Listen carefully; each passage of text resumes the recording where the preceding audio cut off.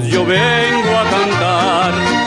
Soy del campo y del pueblo querido, soy Argueta y vengo a felicitar a don Jaime Arellano, un amigo. Buenos días, amigos televidentes, gracias por estar nuevamente en su programa Jaime Arellano en la Nación.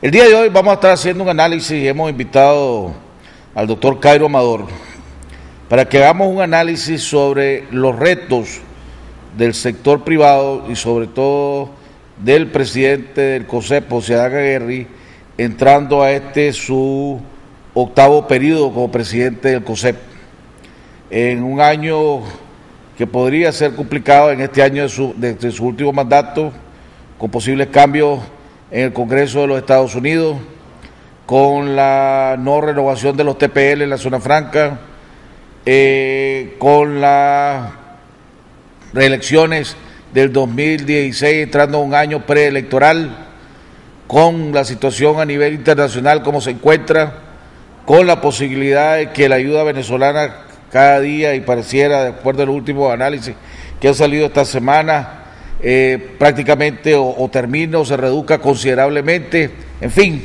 hemos invitado a Cairo, que viene del sector privado, que tiene experiencia en el sector privado, que ha trabajado y trabaja en el sector público, ¿verdad?, para que hagamos ese análisis alrededor de lo que es el COSEP.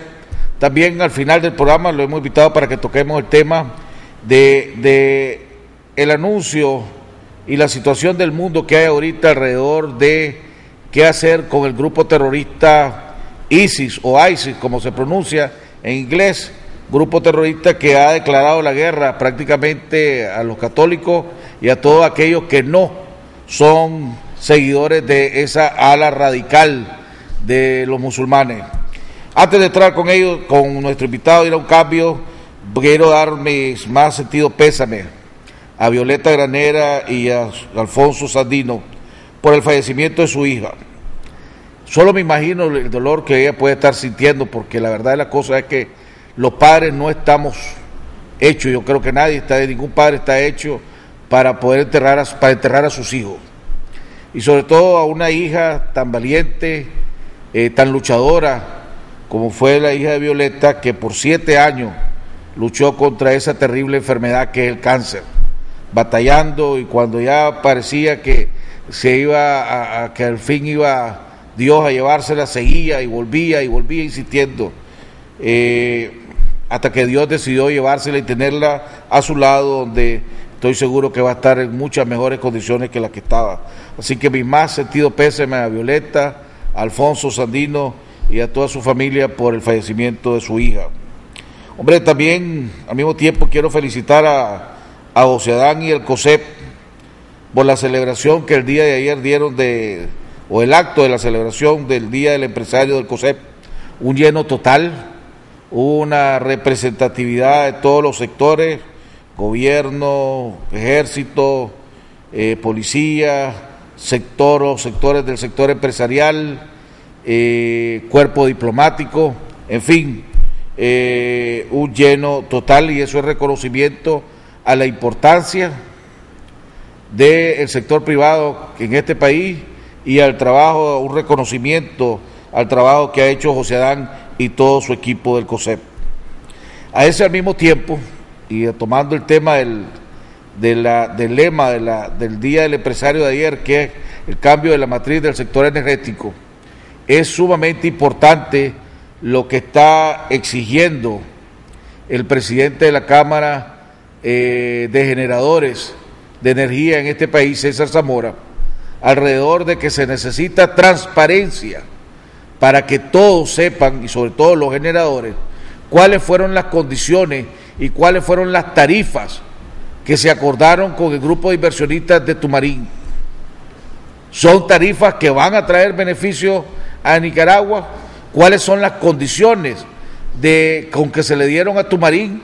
Esas condiciones no afectarán las inversiones que ya están hechas o que piensan venir más pequeñas que Tumarín. Y estos cuestionamientos y estas interrogantes son producto de las mismas declaraciones que dio Gallardo Arce en la última vez que se suspendió el proyecto de Tumarín, cuando decía que estaban exigiendo Gallardo dijo que estaban exigiendo una tarifa muy alta, Bayardo dijo que quería que se le pagara la producción de energía aún cuando no tuviera, en los años que no estuviera produciendo. Entonces, si esas eran las condiciones que antes pedía el grupo de inversionistas de Tumarín, ¿cuáles son, en qué se dio el gobierno, en qué se dio este grupo de inversionistas que no va a afectar al sector energético y no va a afectar a nosotros los consumidores? Para terminar, ayer platicando, porque ha generado mucha controversia, es increíble, de que algo que tan simple podríamos decir, o no debería generar controversia, como es la caída de un meteorito, y que debería de generar, no debería generar tanta especulación. Y la verdad de la cosa es que si hace una encuesta, la mayoría no le cree al gobierno que fue un meteorito, sobre todo después de las declaraciones preliminares de científicos de la NASA. Ayer le preguntaba, hombre, ¿por qué se deberá, si no fue un meteorito, cuál es el secreto? ¿Por qué el gobierno quiere, si no fue, quiere mantener este secreto? Y me decía, muy fácil, Jaime, existen acuerdos y leyes internacionales alrededor de lo que puede y no puede haber alrededor de un aeropuerto internacional. Y este acontecimiento que sucedió fue muy cerca de los parámetros del aeropuerto internacional de Managua. Y entonces me dice, si es así, entonces eso significaría que Nicaragua violó acuerdos, violó leyes internacionales, lo que significaría posibles sanciones, si es de ese caso, y significaría una investigación de una comisión internacional. Vamos a ver qué es lo que va a suceder, pero la verdad de la cosa es que la mayoría de los nicaragüenses no cree que fue un meteoro lo que sea, por lo menos con lo que yo platico, que fue un meteoro lo que sucedió ahí, pero tampoco hay pruebas de lo contrario. Vamos a ver qué resulta de estas investigaciones.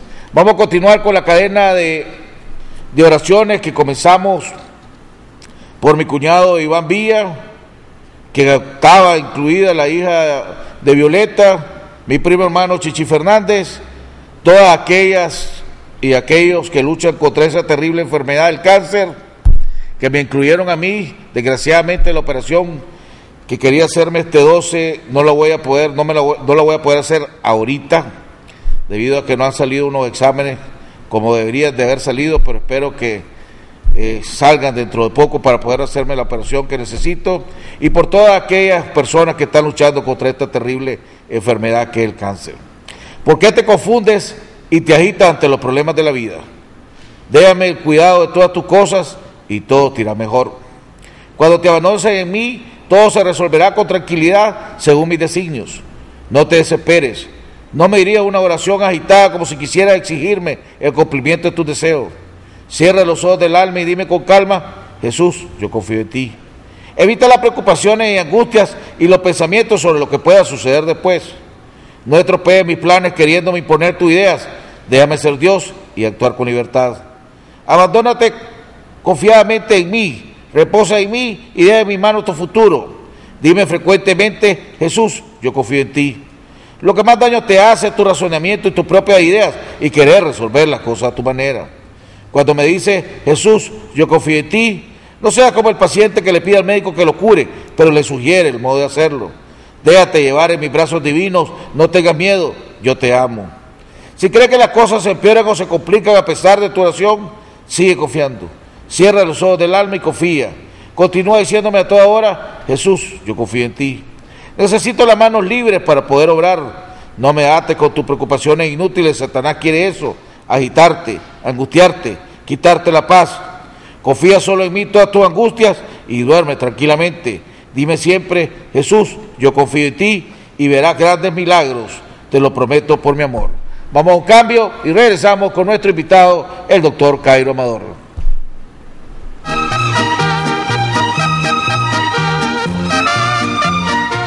Para llegar alto, algunas personas eligen subir en globos aerostáticos. Otras prefieren los aviones. Pero quienes de verdad quieren llegar alto, buscan los cohetes espaciales. Y y suben mucho más. Despega tú también con la cuenta de ahorro Suprema BDF y recibe hasta un 3% de interés anual por tus ahorros. Abrí hoy mismo tu cuenta de ahorro Suprema y llega tan alto como vos querrás. BDF, simplifícate. Aplican restricciones.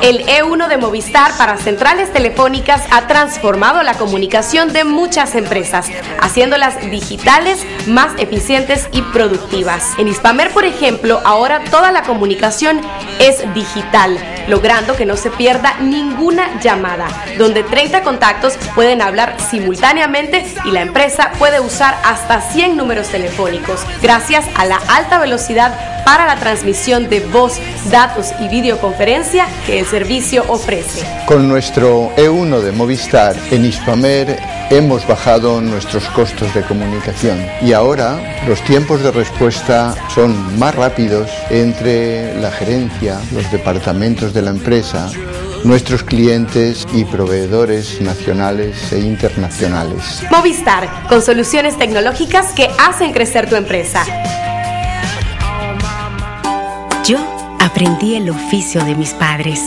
Nosotros somos bien laboriosos y nos conocen bastante por la calidad de nuestro trabajo. Ahora nos buscan para dar consejo. Como dicen mis padres, cada problema tiene su solución. El agente Banpro llega donde nadie ha llegado. Podrás depositar, retirar o pagar servicios. Cuando más nos necesitas, estamos acá, siempre cerca. Agente Banpro.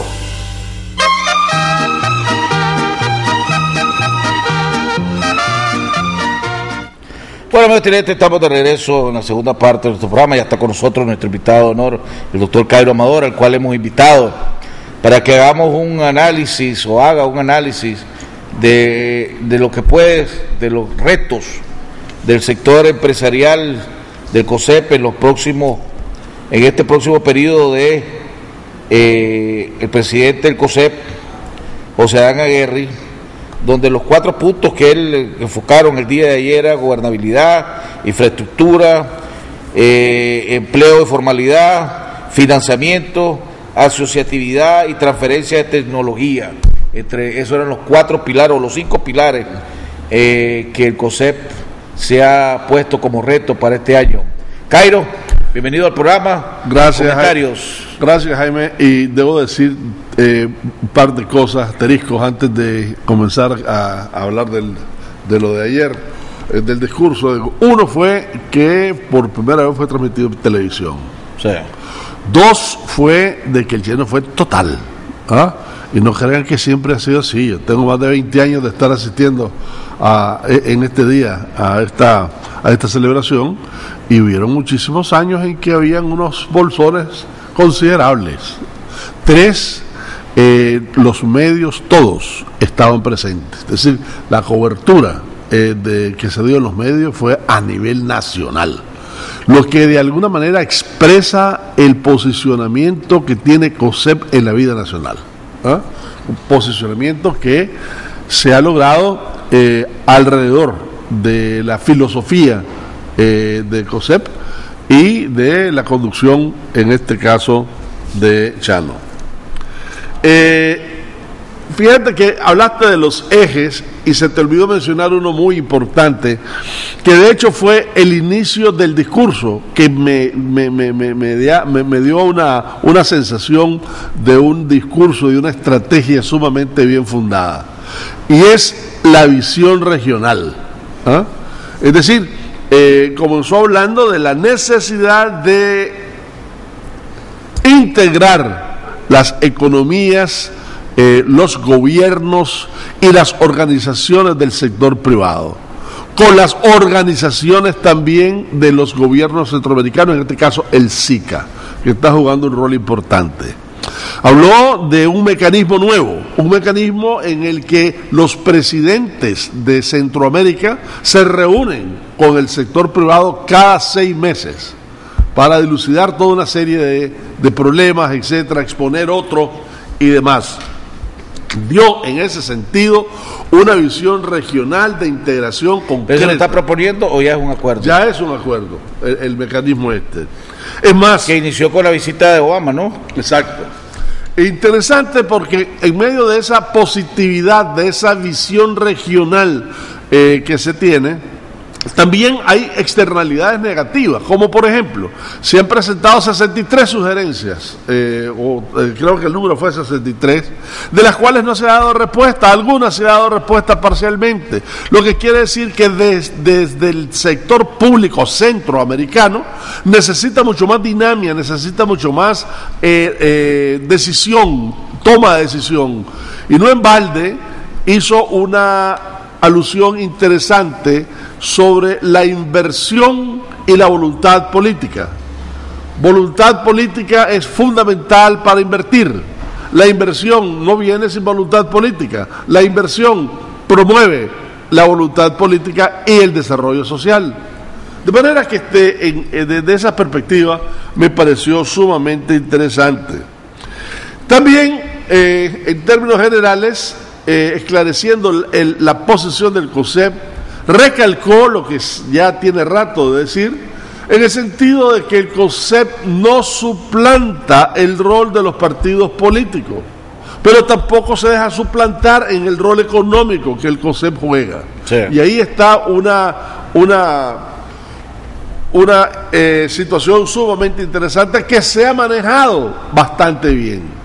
Dijo incluso de que, hablando de la institucionalidad, en lo que respecta a la institucionalidad económica, sean políticas públicas, el COSEP ha participado en más de 32 en el último periodo de leyes que se han dado en el país, no necesariamente todas totalmente por los puntos que dice el COSEP, pero de alguna manera ha influido. Habló del rol que tuvieron en la negociación de la reforma constitucional. Habló, y en ese sentido habló de la reforma de la reforma. Sí. En el sentido de que algunos puntos de alguna forma variaron, e hizo hincapié en que la institucionalidad política está rezagada, de que hay mucho por hacer alrededor de eso, pero evidente, y que las posiciones del COSEP son bastante claras. Estuvo a favor y sigue estando a favor de una reestructuración, de una elaboración de una nueva ley electoral, por ejemplo. Habla del nombramiento de jueces creíbles, de magistrados creíbles que conste en el sistema electoral. Ese fue el momento que más aplauso fuerte y ovación hubo, cuando habló del tema del que COSEP iba a seguir insistiendo en su lucha por la reforma de la ley electoral y por la de jueces creíbles o magistrados creíbles. Como que hubo unanimidad y todo el auditorio pues aplaudió fuertemente. Mira, es que fue una cosa interesante porque yo estaba en una mesa en donde primero fue el discurso de Fernández Holman y uno decía, qué buen discurso el de Fernández Holman, opacó el discurso de Chano, que lo que va a decir. Hombre, y no, los dos estuvieron, pero sí, cada cual mejor, ¿verdad? Es su tema, sí. Cada uno en su campo. Entonces, refiriéndose a esa institucionalidad política, el COSEP como parte de la sociedad hace su parte, tiene sus posiciones claras de respeto a la libertad, la individualidad, la institucionalidad, etcétera, pero esa parte política también le corresponde a los partidos políticos y a la sociedad en general. De manera que en ese sentido... Ahora vienen los grandes retos, Cairo. Yo decía, y se lo comentaba a José Adán la vez pasada, que iba a ser tal vez uno de los años más difíciles que él ha tenido de los últimos años, porque vamos a entrar a un año preelectoral. En el Congreso, en primer lugar, le decía yo, por primera vez en muchísimos años, el tema de la propiedad va a volver a ser centro de discusión en este país cuando comiencen oficialmente las expropiaciones alrededor de los proyectos del canal interoceánico.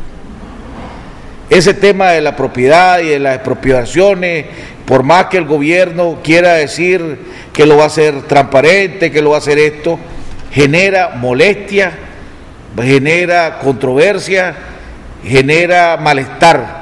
Porque si vos no querés vender tu tierra o que te la paguen bien, o que te pegue un precio justo, pero el que te hayan obligado a vender tu propiedad causa molestia, causa enchichamiento.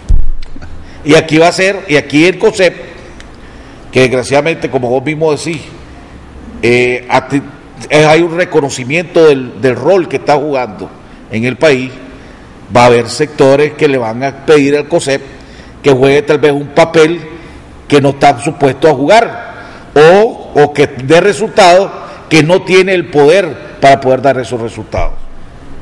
Bueno, hasta el momento se ha mantenido en el justo equilibrio. Yo creo que esa es la política y la estrategia del COSEP. Porque las expropiaciones vienen. Pero, bueno, ¿quién sabe? Yo no estoy tan seguro. Las expropiaciones vendrán si viene el canal y eso todavía no está claro. No, porque ya está lo que no podamos, los subproyectos van. Ya se está anunciando de que en diciembre comienza con el puerto de Moqui Point. Pero fíjate que en cualquiera de los casos, asumamos que efectivamente vamos a tener esa situación. Mencionaste tres puntos: el TPL, el periodo preeleccionario y la ayuda a Venezuela.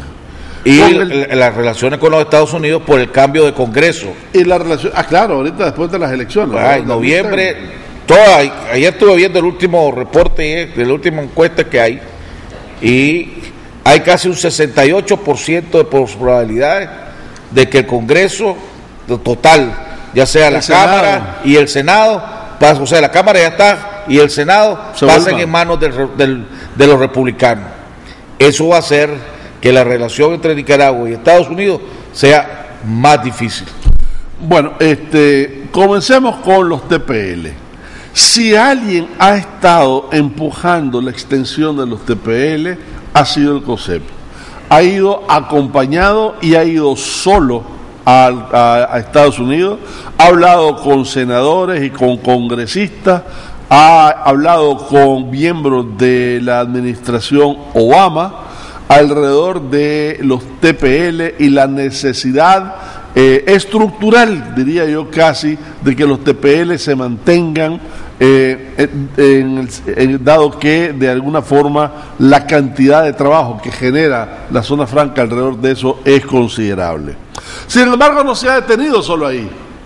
Ha hecho tres cosas interesantes en conjunción con el gobierno, algunas de ellas. Ha buscado inversión en zona franca de otros campos que no sea la parte textil. Y en algunos casos, por ejemplo, en el caso de los arneses eléctricos, dada el aumento de las exportaciones de automóviles de México a América Latina y a Estados Unidos, se ha duplicado y se va a duplicar, lo que significa de alguna manera una fuente de trabajo adicional. Además, ha estado tratando de buscar como sustituto de estos TPL y como sustituto también de la situación posible de Venezuela, inversionistas.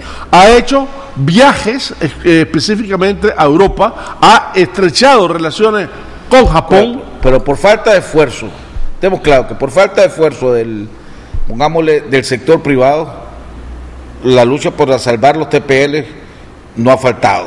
El problema es que las circunstancias no son favorables y lo más probable es que no sean renovados los TPL. Eso significa que en el mejor de los casos 10.000 personas van a perder su trabajo. 10.000 personas que están trabajando hoy, el año que viene, los primeros meses del año que viene, ya no va a estar trabajando. En el mejor de los casos. Después la cifra puede ser mayor. El presidente del Banco Central habló hasta de 30.000 personas, cosa que la gente de la Corporación de la Zona Franca ha dicho no es tanto. Pero pongámoslo, en el mejor de los casos son 10.000 personas que están en el sector formal que van a perder su empleo. Ese es un reto para el gobierno y para el sector privado. El mismo sector informal es un reto, ¿verdad? Y así lo dijo. Ese es otro de los puntos que habló sobre la importancia de formalizar el trabajo y de precisamente, y la única manera de formalizar el trabajo, entre otras cosas, es con trabajos formales de inversión, con nuevas inversiones, etcétera. Bueno, lo que estoy diciendo es, uno, se ha hecho lo posible desde el sector privado para que se mantengan los TPL, pero dos, se está trabajando en cursos alternos, ¿verdad? Y se está trabajando en promover inversiones y se está acercando a Asia el viaje que hicieron a China no solamente fue por el canal, fue también para ver las posibilidades de otros inversionistas chinos. Taiwán mismo está muy interesado en tener mayor presencia en Nicaragua. Abe, el ministro japonés, acaba de viajar por América Latina y también una delegación nicaragüense. El problema es que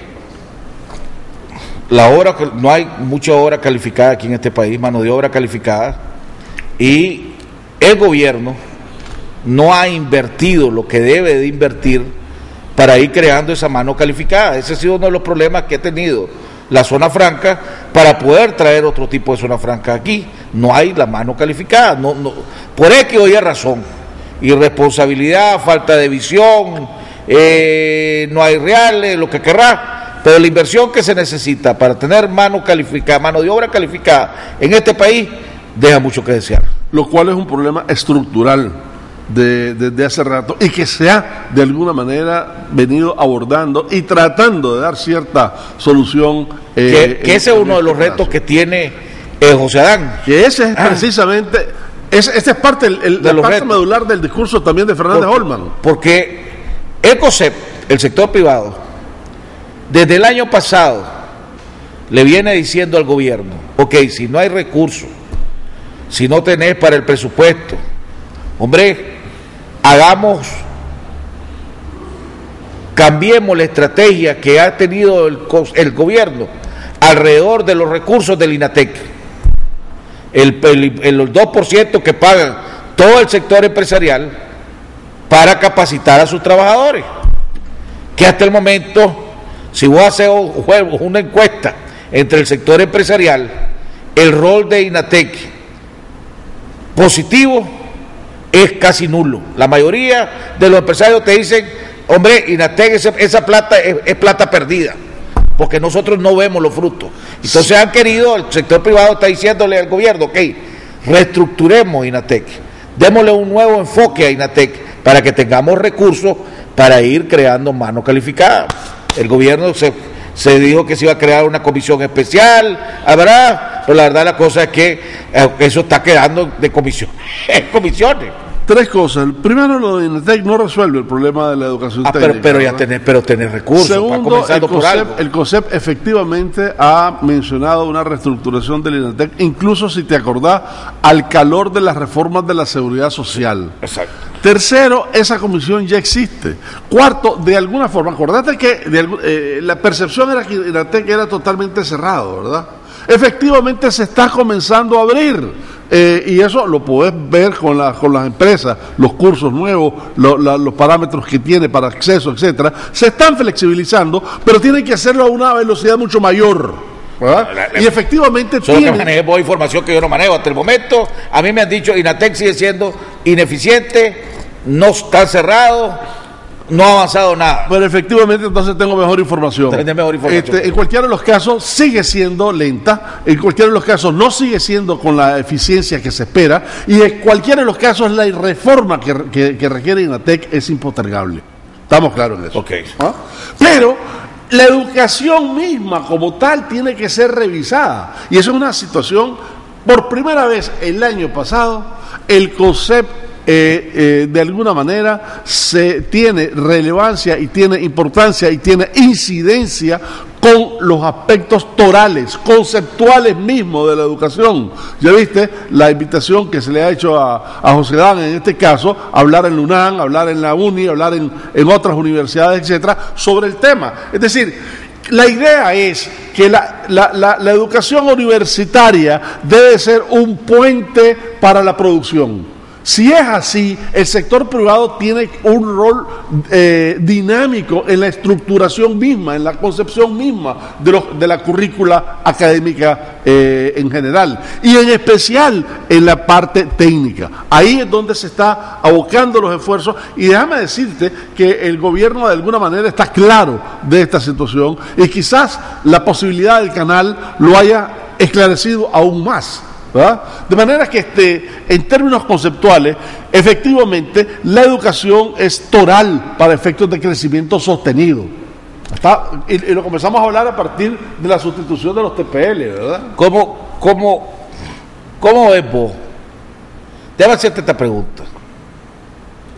¿Vos crees que el canal va o no va? Yo creo que hay mucha especulación al respecto. Fíjate que la vez pasada, Varela ahorita, en Panamá, dijo de que el canal no iba porque el costo de la inversión era grandísimo. ¿Sabes cuánto dijo que era el costo de la inversión? 70.000 millones de dólares. Haces cuenta y caso que aquí los millones son sencillos. Bueno, ¿verdad? aquí las autoridades del canal que tuvieron aquí la última vez andaban, pues que no quisieron dar cifras exactas, pero sí se hablaba de alrededor de 50.000, más entre 50 y 60.000 millones de dólares. Bueno, ¿verdad? pero cuando inicialmente era 40. Inicialmente eran 25, ¿verdad? Después se fueron a 30, 40, y ahora o sea, hay una especulación altísima, entre 20 y 70. Por supuesto que hay una diferencia de aquí a la luna, ¿verdad? Y sobre todo cuando pensás en la tasa de retorno de esa inversión. Pero 20.000 no, ¿qué va a hacer? Si la ampliación del canal, ¿cuánto fue? 8.000 o 15.000. Bueno, pero no va a construir un canal con 25.000. Bueno, pues, 20 no, pero 70 tampoco, ¿verdad? Yo creo que los 40 están razonables. En cualquiera de los casos, lo que digamos es especulación, ¿verdad? Lo cierto es que en la medida en que vas aumentando los niveles de inversión, como inversionista, tu tasa de retorno cada vez va a ser más difícil, ¿verdad? Pero ahora, no creo que sea cierto el dato de Varela. Te hago esa pregunta porque hay molestia alrededor de, y lógico, por más que el gobierno ha insistido en que va a pagar bien, que va a ser negociado, hay molestia por el censo que anda haciendo una comisión de esta empresa del canal interoceánico, que andan con gente del ejército y gente de la policía, y llegan a la casa y te piden la documentación, etcétera, bam. ¿Verdad? Esta gente ha dicho que anda con la policía y con el ejército por cuestiones de seguridad. La verdad de la cosa es que si alguien llega a tu casa, papá, te pide entrar y entra con militares y con policía, veo que a cualquiera asusta, a cualquiera intimida, y eso está creando molestia. Eso le va a venir tarde o temprano, le va a venir al Chano, al COSEP, a decir, hombre, tenés que hacer algo al respecto. Pero es que el COSEP ya está haciendo algo al respecto. Se ha reunido y está totalmente claro en que la valoración debe ser una valoración justa, debe contar con el consenso de la gente, las mediciones, pero es que entonces tienen que ser hechas por pero la ley, Cairo, y aquí es el punto, y eso es lo que estuve debatiendo con José Adán y lo estuve debatiendo con gente del gobierno. La ley dice que la empresa concesionaria va a pagarte el precio de, ¿cómo se llama? De catastral. No está catastrado, todo desarrollado. O el menor, o el precio de mercado si es menor que el catastral. Eso es lo que dice la ley. Bueno, entonces, si hay tanta voluntad del gobierno y hay tanta voluntad del concesionario, ¿por qué no la reforman? Y digan eso precisamente, que van a haber expropiaciones, pero que van a ser negociadas para buscar el precio justo. Porque la ley es una cosa, entonces vos me podrás decir misa, pero lo que vale es lo que está en el papel, en la ley. Yo más bien diría de que efectivamente se debe integrar una comisión que vele por tres cosas. Una, porque las mediciones y los parámetros alrededor de todas estas mediciones y demás se ha hecho de forma lo más científica posible. Dos, que la población no se sienta intimidada por la presencia de la policía y del ejército. Y tres, que el precio efectivo que se va a pagar por esas propiedades sea determinado en conjunción con la empresa china, que de alguna manera efectivamente tiene mucho que ver en este asunto, pero con intervención del sector privado y del gobierno, por supuesto. Que nos lleva al siguiente tema, que es la relación Nicaragua-Estados Unidos. Aquí tanto el embajador Arturo Cruz como el ex embajador y ex canciller, el doctor Francisco Aguirre Sacasa, que esperemos que su esposa se esté recuperando de la operación que le hicieron en la rodilla considerable y que esté ya pronto aquí de regreso a Nicaragua. Dicen que la relación entre Nicaragua y Estados Unidos son correctas pero no cordiales. son exactamente en el límite donde podés estar. El año que viene, si es verdad lo que dicen los pronósticos, el Congreso, los estados del Senado y el Congreso van a estar en manos de los republicanos. Eso va a hacer que por fuerza el gobierno de los Estados Unidos va a tener que ponerle más énfasis a Latinoamérica, porque ahí hay congresistas, sobre todo, y senadores republicanos que tienen peso y que ahora van a tener poder, ¿verdad? Porque van a ser mayoría. Ya lo tienen. Van a ser mayoría. El tema, y digo esto porque hasta el momento, yo he sido de la teoría, y hace unos meses lo estuve platicando con el Procurador de Justicia, Hernán Estrada, y él me dijo, tenés razón. Si en algún momento los Estados Unidos va a usar el arma, que es el waiver de la propiedad, es ahorita cuando ya quedan pocos casos, cuando ya quedan 107 casos, ¿verdad? O son 107 reclamantes sobre 130 casos, algo así. Sobre todo porque estos son los casos más difíciles, y aunque el gobierno y el sector privado aquí acordaron que fuera el centro de mediación el que resolviera, la verdad de la cosa es que casi nadie o muy pocos están llegando al centro de mediación para ocuparlo, para resolver el caso que hay en los reclamos con la Procuraduría, a pesar que el gobierno dijo, nosotros, es más, tengo entendido, según lo que me dijo Hernán, ellos fueron los que lo propusieron. Eso va a hacer que la relación se tense más entre los Estados Unidos y Nicaragua, donde el rol del COSEP, para bien del país y para bien del mismo gobierno y su relación con los Estados Unidos, va a ser más complicada, pero debe ser más eficiente. Si es que se puede lograr más eficiencia. Me parece muy bien lo que estás diciendo.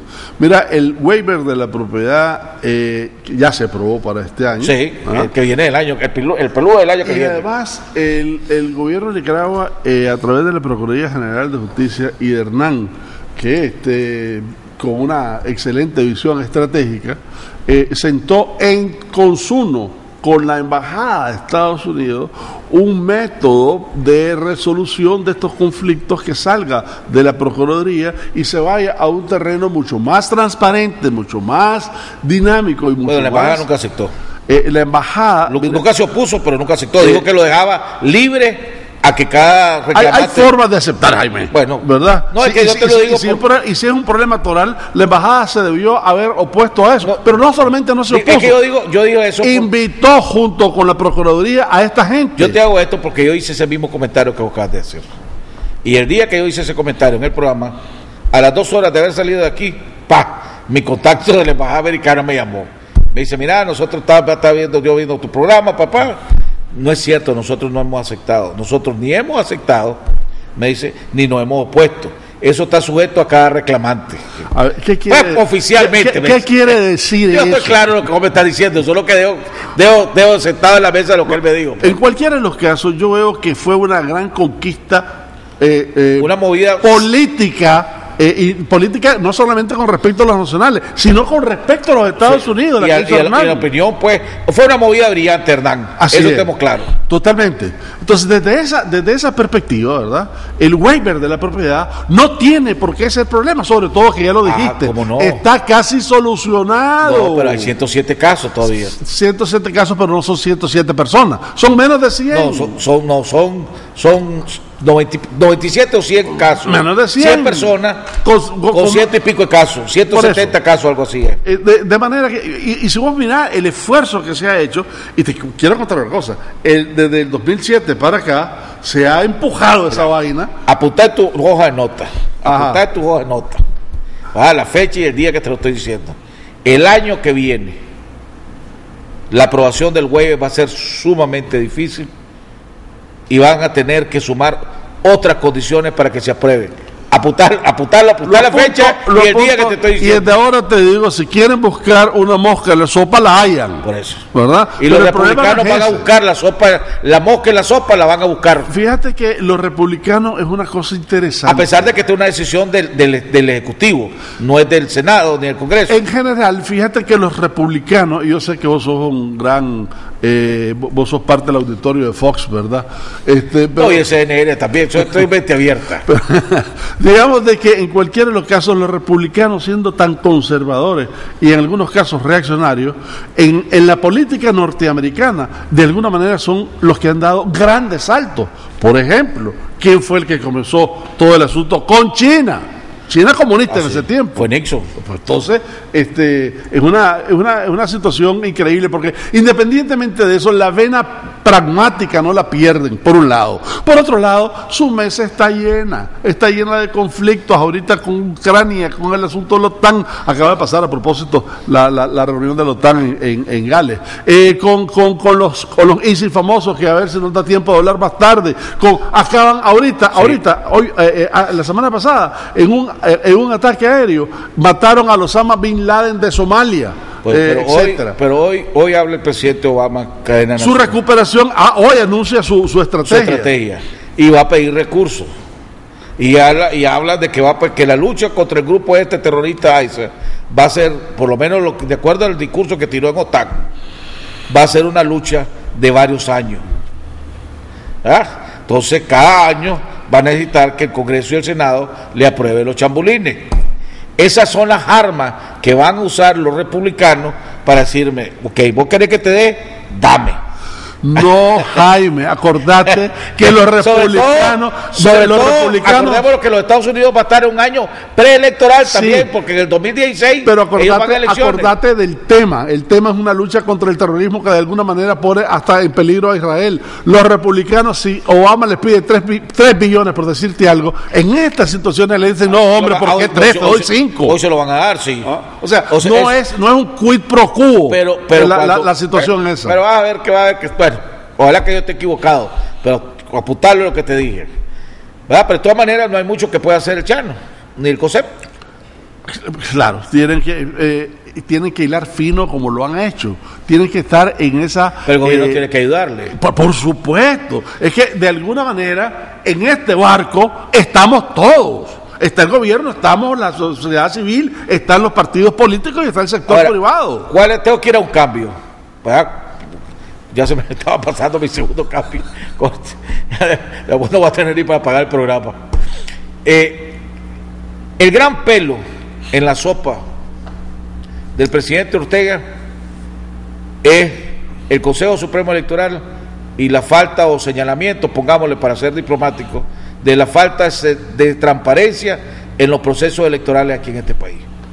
Entenderá el presidente Ortega que tiene que tomar en serio las recomendaciones, pongámosle, de un sector que ha sido vital para que su gobierno sea exitoso, si lo calificas de exitoso, como es el sector privado.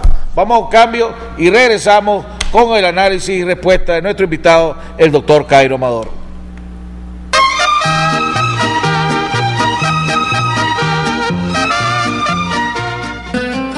Agroalfa, enriquecemos tus cultivos. Venta de agroquímicos, fertilizantes, equipos y veterinaria. Visítenos en nuestras 9 sucursales: Chinandega, León, Huigalpa, Sébaco, Estelí, Jinotega, Matagalpa, Malacatoya, Casa Matriz en Managua. Semáforos Guanacaste, 150 metros al sur. Edificio Agroalfa. Teléfonos 2341-2165, 2266-0188. Para más y más cosechar, solo productos Agroalfa debes aplicar. Agroalfa, enriquecemos tus cultivos. Todos sus servicios corporativos con un solo proveedor. Claro. Potencialice los recursos de telecomunicaciones de su empresa con las soluciones que brinda Claro Corporativo. Móvil corporativo. Planes móviles a la medida de su empresa con las mejores tarifas del mercado. E1 Telefónico. Maneje con eficiencia un alto volumen de llamadas, gestionando hasta 30 llamadas de forma simultánea. Internet corporativo. Navegue ilimitadamente a máxima velocidad con la seguridad y eficiencia que le brinda la red más estable y confiable del país. Datos corporativos. Transmisión de datos privada y permanente con cobertura nacional e internacional y tecnología de punta. Optimice su empresa con Claro Corporativo.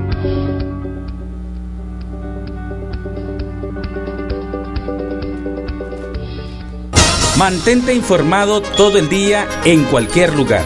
Así lo hacen casi 4 millones de visitantes a nuestro sitio web, con transmisión en vivo las 24 horas del día, con un amplio archivo de notas y videos. También puedes seguirnos en Facebook y Twitter y suscribirte a nuestro boletín electrónico Cuarto Poder para que cada día tengas en tu correo un resumen ejecutivo de las principales noticias del día.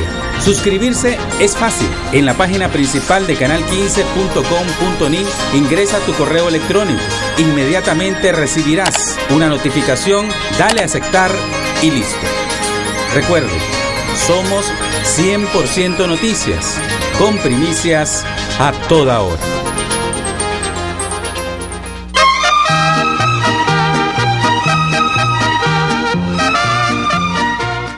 Bueno, amigos televidentes, estamos de regreso en la recta final de nuestro programa con nuestro invitado, el doctor Cairo Amador. Cairo, la última pregunta que te tiré. La pregunta es alrededor de las elecciones y yo dividiría esto en dos partes, un aspecto formal y un aspecto de fondo. El aspecto de fondo de las elecciones tiene que ver con la representatividad que tenés en términos de movimiento social, qué clase de motivación le das a la población para que se congregue alrededor de tu plataforma política, qué clase de seguimiento le das a tus bases, qué clase de relación orgánica tenés permanentemente con tus bases, etcétera. Y en ese sentido, en este país, con la organización que el Frente Sandinista tiene y con el ejercicio que hace, el ejercicio político que hace con sus bases, hombre, no te encontrás rival. Lo interesante es, ¿cuál es el miedo? Para allá voy. ¿Cuál es el miedo? Dividir las cosas en fondo y forma. En el fondo, en estos momentos, ¿verdad? El Frente Sandinista no tiene rival. Sin embargo, en la parte formal, es evidente que es donde de alguna manera está cierta flaqueza. El sector privado se lo ha señalado, los otros partidos de la sociedad civil se lo ha señalado, los partidos expresados en la asamblea se lo han señalado, organismos internacionales se lo han señalado, hasta gobiernos amigos se lo han señalado. Entonces la pregunta es, ¿aceptará el gobierno al fin que no puede seguir con ese mismo Consejo Supremo Electoral, con esa misma ley electoral, y que tendrá en algo tiene que ceder, porque no puede ir con esos mismos árbitros y esa misma ley y creer que va a producir una elección creíble? Es como que pues ni que te haga el baboso. Hombre, nadie se hizo el baboso en 1990, ¿verdad? Y fueron unas elecciones creíbles. Pero hay dos o tres circunstancias. No, yo estoy claro, pero las circunstancias eran diferentes. A lo que voy es que en este aspecto, en este como en otros aspectos, fíjate de dónde viene el Frente. El Frente viene de ser una concepción altamente ideologizada y en tanto que eso, cerrada y excluyente, a una posición política incluyente, abierta, que juega con el libre mercado, etcétera, etcétera. Es un avance interesante. Eso quiere decir que tiene la capacidad... Porque se ha vuelto un partido y sus militantes ahora son de la... Pues, si la economía le va mal, ellos pierden reales, porque ahora tienen reales que perder. Estructurales quiere decir antes no tenían reales que perder. Tiene una visión pragmática. Claro. Entonces, si lo ha demostrado en otras cosas, yo creo que lo puede demostrar en lo que falta. Ok, esperemos pues que lo haga por el bien de Nicaragua, porque si no van a haber consecuencias. El mismo Sedad dice, si no hay estabilidad política, la inversión va a costar que venir, igual que desgraciadamente el Poder Judicial sigue teniendo malas notas. El sistema judicial de este país sigue teniendo malas notas, por más esfuerzos que traten de hacer ahí los magistrados, siguen teniendo malas notas. Toquemos el tema, hombre, quiero aprovechar los últimos 10 minutos que nos quedan, o 12 minutos que nos quedan. El tema del grupo, de la situación a nivel mundial. Porque me parece increíble que haya tomado tanto tiempo para que el mundo empezara a reaccionar contra las barbaridades, asesinatos masivos que ha estado haciendo el grupo terrorista ISIS, conocido como el grupo ISIS o los ISIS, pues, traducido en español, que hasta ahora está empezando a reaccionar el mundo. Cuando ha agarrado, y ellos mismos se han dado, porque supuestamente eso es para darse propaganda y reclutar, cuando han matado de 30, de 50 en 50 soldados de Irak, y han matado y cortado la cabeza a católicos por ser católicos. ¿Qué renunciar a ser católico? No, te fuiste pan y vino. Y que el mundo se haya tardado tanto para reaccionar, hombre, es increíble.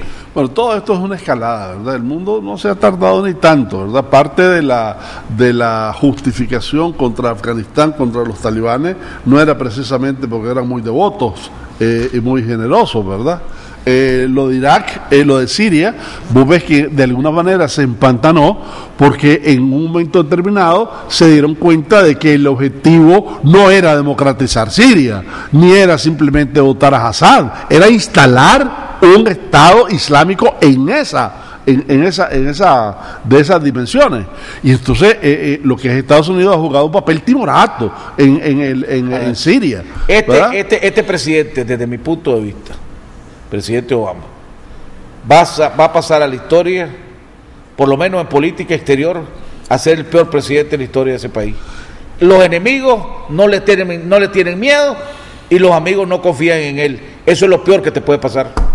De alguna manera estoy en contradicción con lo que estás diciendo. Yo creo que Obama ha sido muy responsable en sus decisiones, desde Israel, que hasta en un momento se peleó con Netanyahu, ¿verdad?, hasta lo que está haciendo ahorita.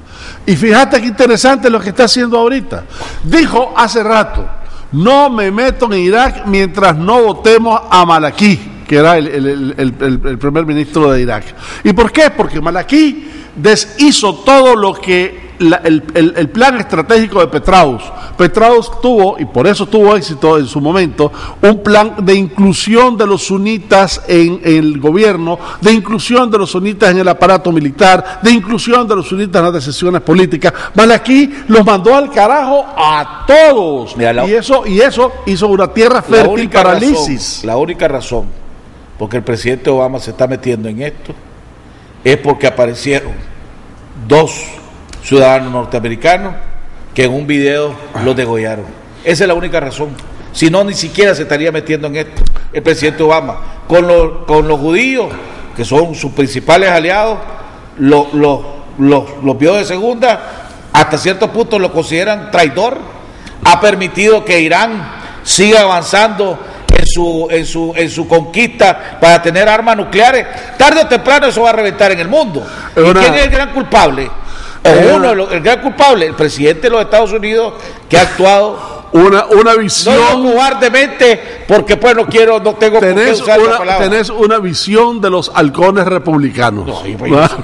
Estados Unidos ya había mandado gente antes de Foley, ¿verdad?, a Irak. Es más, te voy a decir que interesante, por la presión de los Estados, por la misma presión. Pero es que vos decís que a partir de la decapitación, antes ya. ¿Qué es lo que dijo hace 2 semanas en una conferencia de prensa? El grupo ISIS es un grupo terrorista, pero de menos, que no hay que darle mucha importancia. Eso fue lo que dijo en una conferencia de prensa. A los 3 días se tuvo que morder la lengua y salir a diciendo otra cosa, pero por las circunstancias. Mirá lo que está haciendo. Presionó para que Malaki se fuera del gobierno. ¿Y sabes quién lo apoyó? Irán. Y no se fue del gobierno.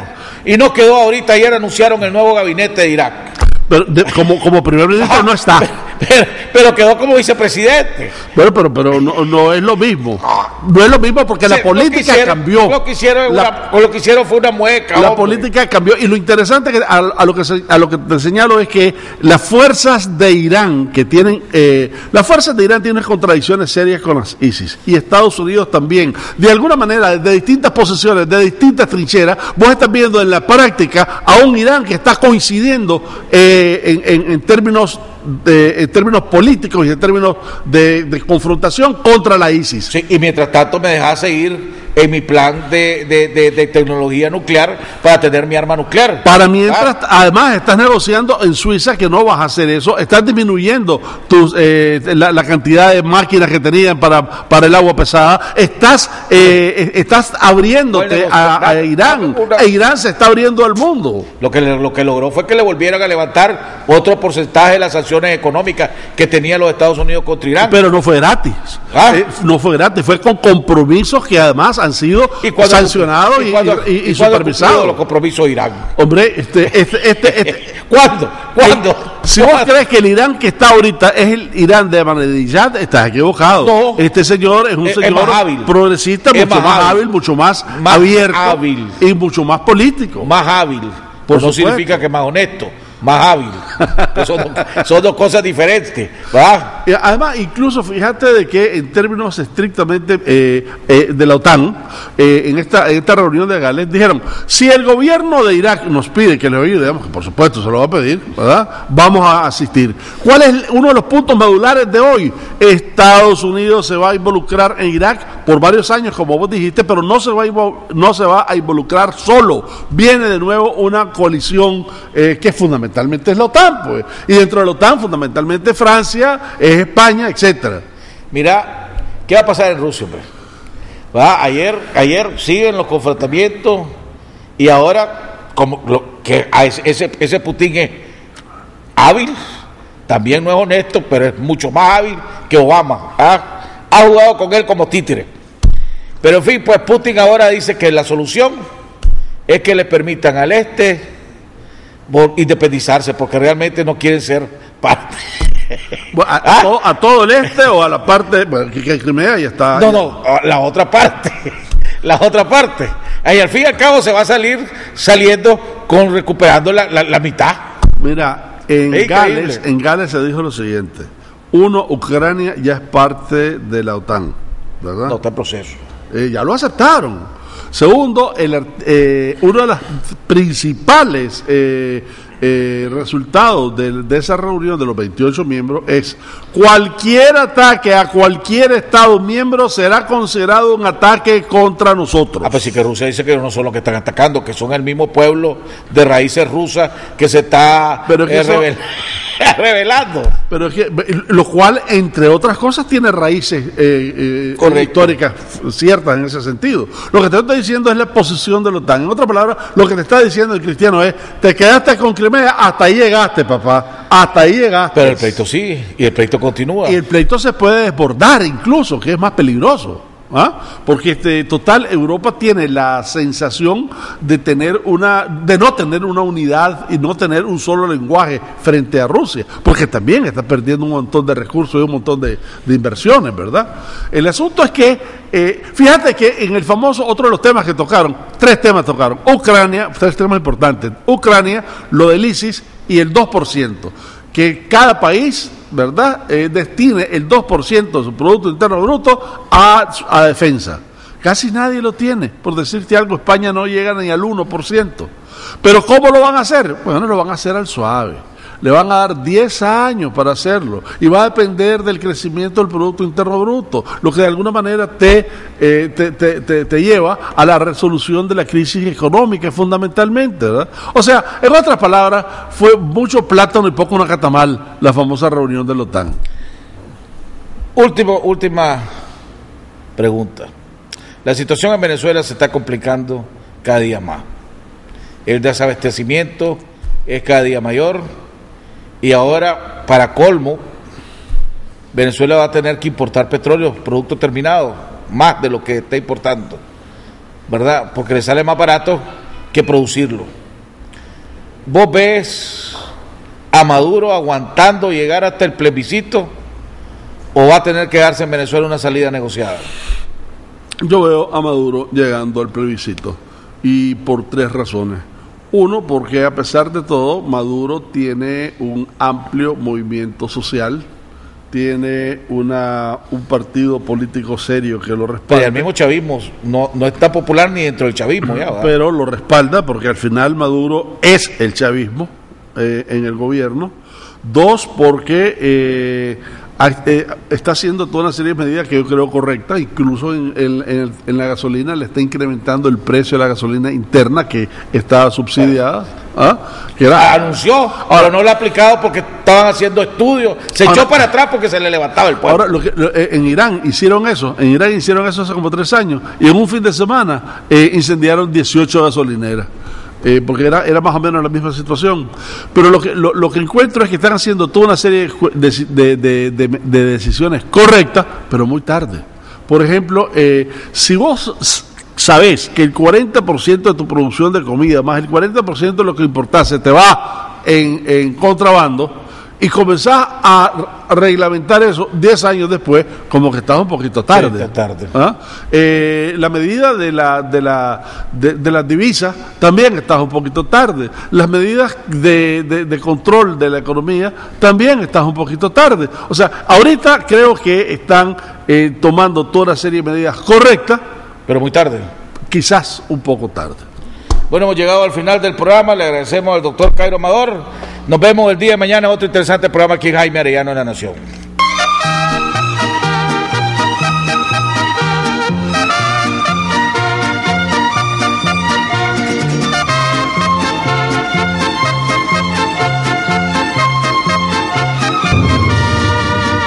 De muy lejos yo vengo a cantar, soy del campo y del pueblo querido. Soy Argueta y vengo a felicitar a don Jaime Arellano, un amigo.